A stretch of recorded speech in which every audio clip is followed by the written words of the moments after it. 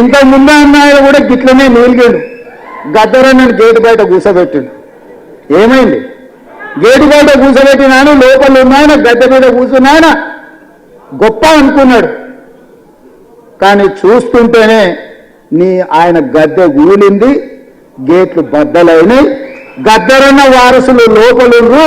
గద్దరన్నని gate బయట కూర్చోబెట్టినాడు. ఇవాళ gate దగ్గర కూర్చొని ఎవరన్నా వస్తారా అని వాళ్ళకరించడానికని ఎదురు చూస్తున్నాడు చకోర పక్షిలాగా.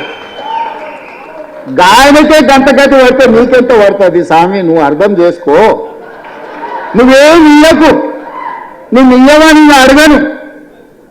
నువ్వు ఇయ్యనందుకు నిరసన తెలుపుతా.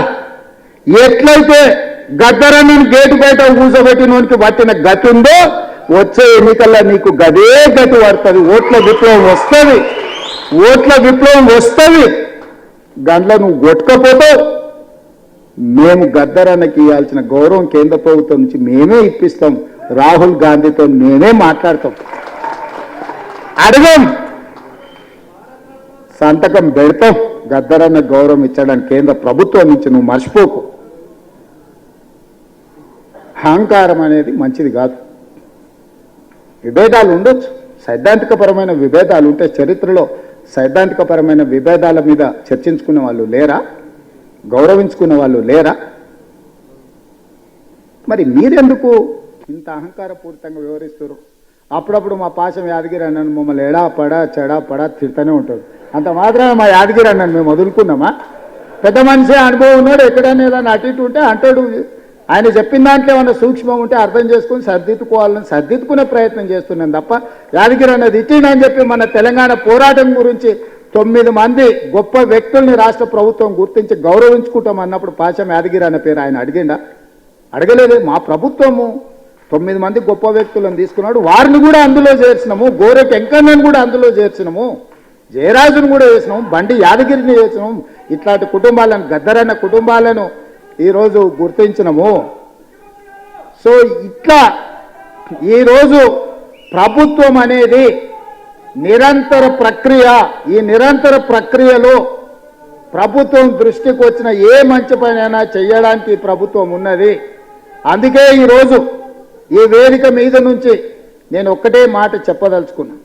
ఈ ప్రభుత్వం ప్రజలది. ప్రజలు ఏం కోరుకుంటున్నారో ఆ విధానాలను కొనసాగించడమే మా బాధ్యత. ఇవాళ యూనివర్సిటీల వైస్ ఛాన్సలర్ల నేషనం. ఉస్మానియా యూనివర్సిటీకి 100 ఏళ్ల చరిత్ర ఉంటే 100 ఏళ్లలో ఒక దళితుడు కూడా ఉస్మానియా యూనివర్సిటీకి వైస్ ఛాన్సలర్ కాలే. మొదటిసారి కంచా ఎలయ్య గారికి వేదిక మీద ఉన్న, లేకపోతే కాకి మాధవరావు గారికి, వీళ్ళందరికీ విషయం తెలిసి ఉండాలి. మొదటిసారి ఉస్మానియా యూనివర్సిటీకి అక్కడ చదువుకున్న ఒక విద్యార్థిని ఇవాళ వైస్ ఛాన్సలర్గా నియమించినాము. 100 ఏళ్లలో జరగంది ఈరోజు ఈ ప్రభుత్వంలో జరిగింది. అంబేద్కర్ యూనివర్సిటీలో రిజిస్ట్రార్గా పనిచేసిన వ్యక్తే ఈరోజు అంబేద్కర్ యూనివర్సిటీకి వైస్ ఛాన్సలర్ అయింది.